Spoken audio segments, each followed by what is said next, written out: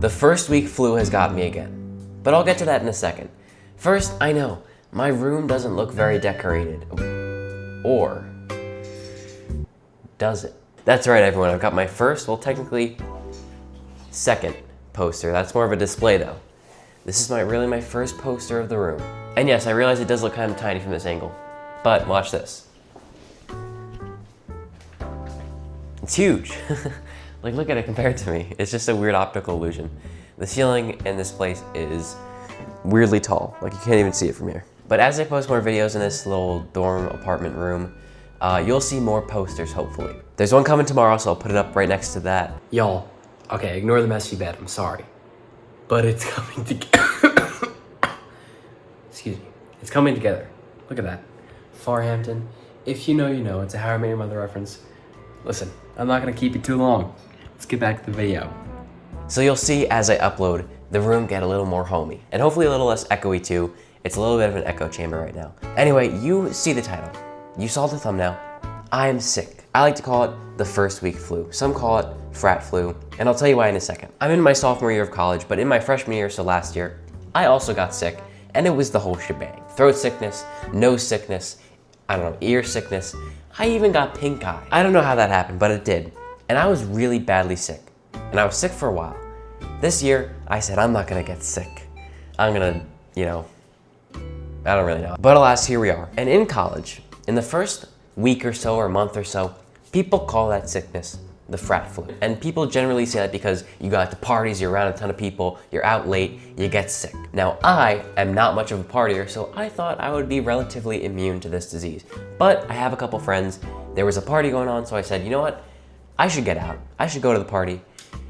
And of course, the first party that I go to, I got sick. And you know what? I should have seen it coming because there were so many people in that house and it was so hot in that house that people's glasses were fogging up as they walked in. It was like a 2-floor party, so the main floor and then there was a basement floor. The walls of the basement were like wet. Ugh, it was so gross. No wonder I got sick. But as you can tell, I'm in relatively good spirits, because you gotta be. If I'm not in good spirits, then I'm just a little sick, sad guy, a little sad, sick guy. But today's a Monday and I had to miss class today, which I'm not happy about. And honestly, now that I say that, that's probably a more universal thing than I'm making it seem.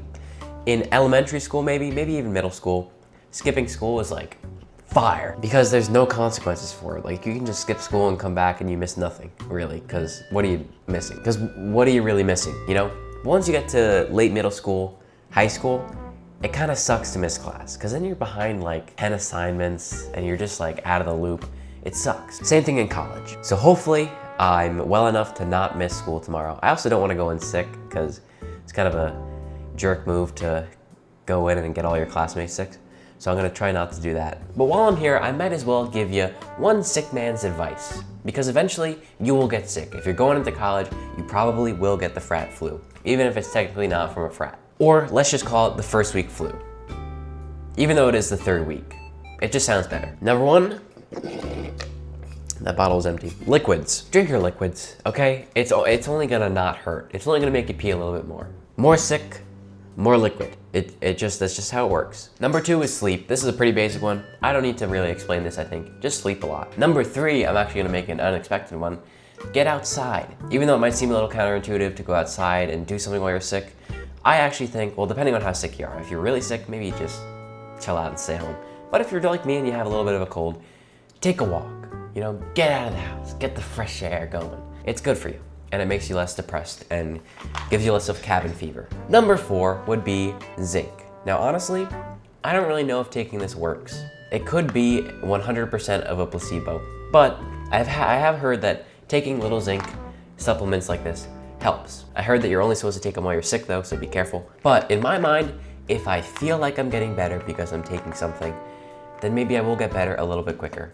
Mental fortitude type stuff. Number five, you might not be expecting this because, as you can see, I'm a pretty manly looking dude. But some sort of skincare, some sort of, I don't know, facial wash, anything like that to make yourself feel pretty yourself up a little bit, will maybe help you from being sad when you're sick. Because look good, feel good, honestly, that's like a legitimate thing. It does make a difference, trust me. I've actually got 4 layers of foundation on, mascara, lipstick, and eyeliner on. I know you can't tell because I do it very naturally, but it's there, trust me. That's all I gotta say for today. I just wanted to make a video to cheer myself up, post something. I hope this video cheered you up too. If it did, subscribe, leave a like, and check out The Nothing Show. The link for that channel will be in the description. We just released a new video there. Looks good.